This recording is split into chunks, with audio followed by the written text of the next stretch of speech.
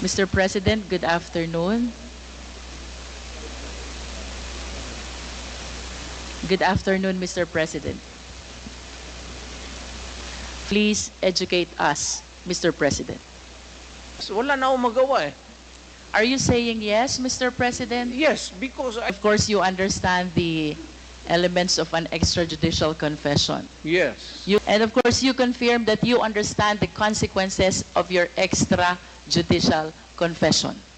Hindi naman alam ko hindi naman ito korte. So, it's not a confession, it is a statement coming from the mouth of a mayor or a president at that time. You are characterizing the word. Mali, ma'am. Magtanong na kayo ng magtanong. Anong gusto mong tanongin? Do you know Laod firing range? Do you know? Hindi. Do you know? Alaman niyo po ba kung ano Tao o yan. saan yung Laod firing range? Doon ako napapractice magbarel para pumatay ng tao. Thank you. Nagpa-practice po kayong bumaril Oo. para pumatay ng tao. Oo. And alam niyo din po ba yung Laod Quarry? Hindi ko na negosyo yan, ma'am. Sino, ma'am? Who investigated? Panahon po ni Chairman Laila de Lima. Sorry, I do not know her. Nakadiskubre po ang taga-CHR ng mga buto ng katawan ng tao. Kayo po ba ay aware dito? I am aware of only one bone. Dala-dala ni... Sino yung sinabi mo? Binalot CHR niya. former chairwoman, Nandyan, Laila de Lima. It's there. Hindi... Isa lang po. You ordered the killing of Mr. Alan C. along with the 10 other companions. That is not true. That is a job of the police. You are denying it, Mr. President. Of course. Thing to do with it. Wala akong pakialam dyan. Hindi ako nakikialam ng mga pastor.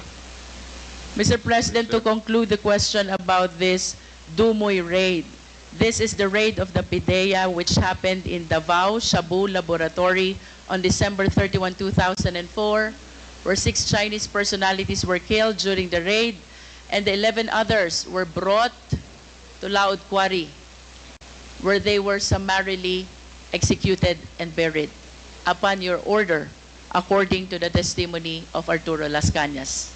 Do not believe Turlos Kanya. Like the- Nubula ka lang yan. Next, in 1993, Mr. President, binomba po itong St. Peter's Cathedral in Davao City where 7 died. Naalala niyo po ba ito? Naalala niyo po ba ito, Mr. President?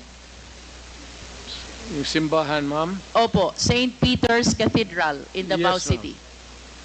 At sangayon po kay Arturo Las Cañas, kayo ay galit na galit sa pangyayaring ito. Sinong hindi magalit, ma'am? At dahil po sa inyong mahigpit na galit, ay inorderan nyo po itong sina Las Cañas na bombahin ang mga moske, kasama po ang Kamamara Mosque at Bancorehan Mosque. What can you say about this? Crazy, ma'am. Do you know that my mother is a Muslim? That's an idiot statement. In other words, you are denying. Of course.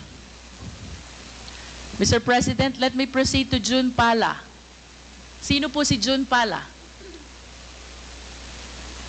Well, he was a broadcaster. He is a broadcaster who used to criticize you during his programs. Tama po ba? Everybody, pati ako, tama yan. Trabaho niya yan. And according to the testimony of Arturo Las Cañas, you ordered the killing of June Pala. Niwala kay Las Cañas. Lahat na nandang participation ng crime niya, kanya. There's a pattern, you know. Look at the pattern of the crimes. Kanya lahat ng ano. Do you believe that as a policeman? Would I would I? Kanina po, Mr. President, I started my interpellation with acknowledging your courage in taking full legal responsibility to all the victims of war on drugs, and you said both legal and illegal. The reasons why I asked about Laod Quarry, where human bones were found. The reason why I asked about the Dumoy raid, where 11 Chinese personalities were summarily brought and killed to Laod Quarry. The reason about why I asked about the mosque bombing and the killing of Jun Pala is I wanted to substantiate the courage that I saw on you when you initially expressed taking full legal responsibility to all the victims of war on drugs, both legal and illegal, according to you. You are substantiate? Yes, Mr. President. Where's the proof? Mr. President, I'm anchoring my questions about the separate incidents from your initial statement that you are taking full legal responsibility Yes. to all the victims of war on drugs. You said both legal and illegal. Yes. Mr. President, you are a long-time prosecutor, correct? And of course, it is very fundamental upon us, all lawyers, the Yeah. requirements of due process. We are zeroing in on a particular individual now. Due process is the law which hears before it condemns. Due process is the law which requires notice and hearing. If you say so. Mr. President, I hope that we will be reminded that by due process, the end does not justify the means. Kanina po, tinanong din po kayo ni Honorable Brosas about the number of the victims of war on drugs. Tinanong po kayo about statistics, and you lamented na hindi nyo po alam or dala yung records. Now, I want to share to the public the statistics of the victims of war on drugs. Well, we are... Mr. President, this is from PIDEA. I think this is a consolidated effort of Karapatan, Global Witness, National Union of Journalists of the Philippines, the Supreme Court, Rappler, and the Philippine Drug and Enforcement Agency. We have 6,252 individuals in police anti-drug operations as of May 2022. 27,000 to 30,000 individuals, including those killed vigilant style. 427 activists, human rights defenders, grassroots organizers as of December 2021.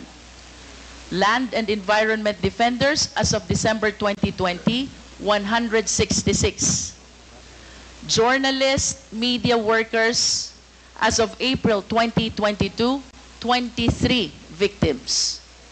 Judges, lawyers, prosecutors, as of December 2021, 66 victims. And mayors, vice mayors, as of December 2021, 28 victims, Mr. President. Mr. President, my question is, when you implement war on drugs, did you strictly comply with the requirement of due process? Yes. Mr. Chair, I will wrap up. Thank you, Mr. President. Mr. Chair, it is my humble submission that contrary to the answer of the former president, I humbly believe that the former president and his war on drugs never complied with the requirements of due process. The statistics show, Mr. President, the huge number of victims of war on drugs. If my memory serves me right, during the time of Aquino administration, there are like around 200, and during the present administration, there are around like 200 victims as well of war on drugs.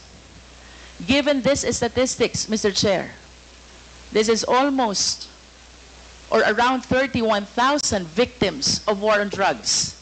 If indeed they follow the requirement of due process, wala po dapat ganito karaming patay.